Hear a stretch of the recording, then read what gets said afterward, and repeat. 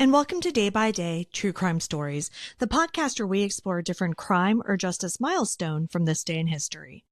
I'm your host, Kona Gallagher, and today is April 29th. On this day in 2003, 14-year-old Tabitha Tuders left her home in East Nashville, Tennessee, to walk to her bus stop. It was a walk she had made countless times before, but that morning, Tabitha never made it to school, and she never made it home. Her disappearance would expose major flaws in how missing children's cases were handled and leave a family searching for answers for decades. Today, we're taking a closer look at the disappearance of Tabitha Tuders. Let's get started.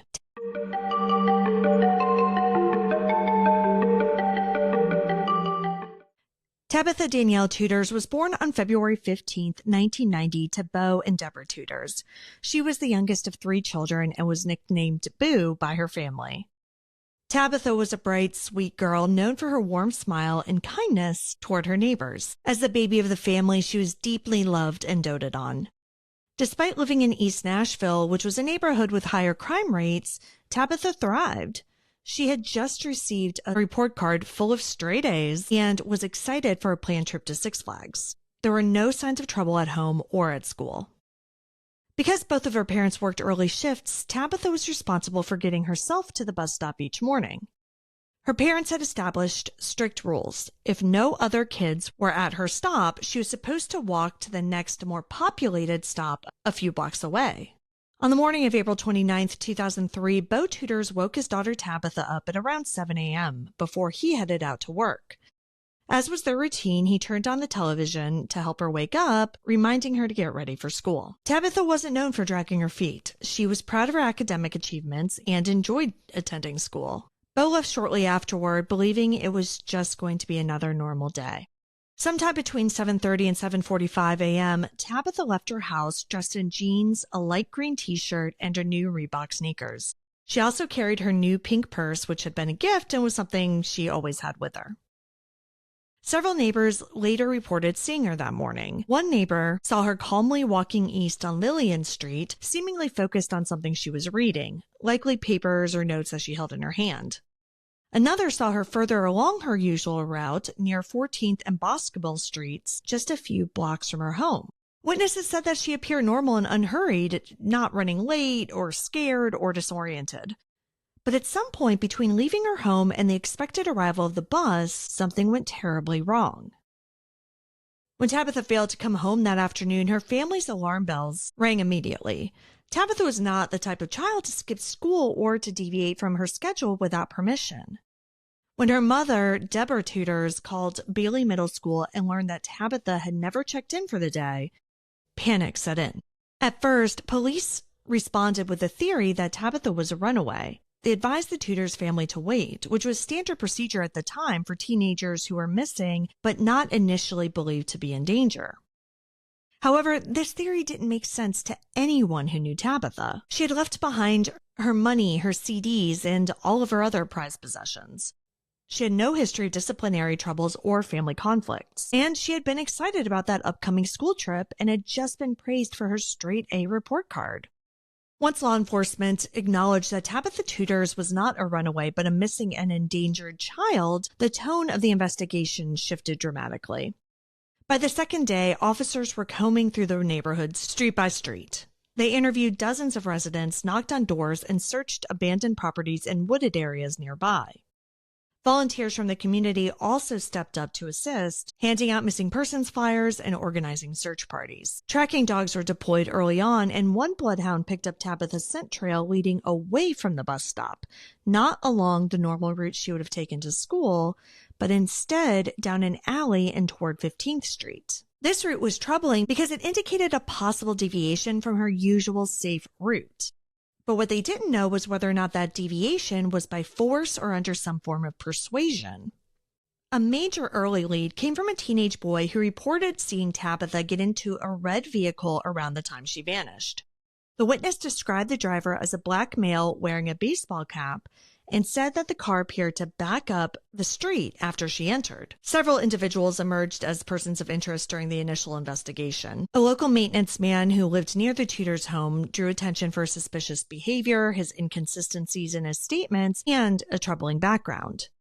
Although he did become a focus for some time, no solid evidence directly linked him to Tabitha's disappearance. A former boyfriend of Tabitha's older sister was also scrutinized, especially after it was discovered that he also had a troubling history and an outstanding warrant. However, he too was never formally charged in connection with Tabitha's case. Complicating matters further, law enforcement had to sort through hundreds of tips, many from well-meaning citizens, but others that were just fueled by rumor and speculation.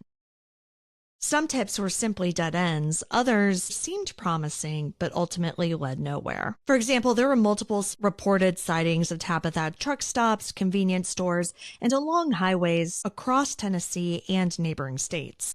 Each report generated fresh hope, but none were verified. Meanwhile, criticism mounted over the handling of the case in its earliest hours. Witnesses who had seen Tabitha walking that morning were not interviewed immediately. Bus drivers and nearby workers weren't questioned until days later. Surveillance cameras from nearby businesses were either not reviewed in time or had already overwritten the footage by the time investigators sought it. Those missed opportunities left the family and many in the Nashville community deeply frustrated. In later years, advances in forensic technologies, including DNA databases and facial age progression, were used in hopes of finding new leads. The FBI assisted in the investigation, and multiple law enforcement agencies across the Southeast were on alert for any possible developments. Then, in 2020, after nearly 2 decades with no solid answers, police conducted a major search of a rural property in Centerville, Tennessee. Authorities excavated areas based on information from a newly identified person of interest who had reportedly spoken about Tabitha's case. But despite the intensive effort that included ground-penetrating radar scans and cadaver dogs, no human remains were found, and the lead ultimately fizzled out. To this day, no arrests have been made, no definitive suspects have been charged, and Tabitha Tuders remains listed as missing under suspicious circumstances. For her family, the search continues, and so does the hope that someone, somewhere, still holds the key to bringing her home. Today, more than 2 decades after Tabitha Tuders disappeared, the case remains one of Nashville's most haunting unsolved mysteries. Despite renewed searches, fresh leads, and advances in forensic science, no arrests have been made, and Tabitha has never been found. Authorities believe she was likely abducted, but beyond that, the specifics of what happened that morning of April 29, 2003 remain elusive. Over the years, law enforcement has continued to re-examine old evidence, conduct interviews, and follow new tips. And Tabitha's case is still officially classified as open and active. Authorities have said that they firmly believe that somebody in the community knows what happened, and even a small piece of information could make a huge difference. Meanwhile, Tabitha's family has refused to give up hope. Bo and Deborah Tuders have remained in their same East Nashville home, just steps from where their daughter was last seen. A large missing persons poster of Tabitha still hangs on their porch, faded by sun and weather, but never taken down. They've spoken openly about the pain of living with unanswered loss, the birthdays missed, the milestones never reached, and the memories that exist only in what-ifs. In interviews, Deborah has spoken about how she still keeps Tabitha's room ready, her daughter's belongings carefully preserved as a silent testament to the life that was so abruptly interrupted. Over the years, age progression images have been created to show what Tabitha might look like as an adult. If alive today, Tabitha Tuders would be in her early 30s. The Tuders family and investigators alike continue to urge anyone with information, no matter how insignificant it might seem, to come forward. They believe that after all of these years, justice can still be served, and that Tabitha's story deserves a proper ending. I've also covered Tabitha's story on my Missing Persons podcast, And Then They Were Gone, where we went into greater details. So if you're interested in a longer episode on Tabitha Tuders' disappearance, I've linked our episode that we did in the show notes. Thank you for joining me on today's episode of Day by Day True Crime Stories. If you found Tabitha's story compelling, please subscribe, rate, and review this podcast. It'll help us grow. And be sure to join me again tomorrow as we explore another significant event in true crime history. Until then, stay safe and remember that behind every headline is a life worth remembering. Day by Day True Crime Stories is a Little Monster production. Hey, you can do it!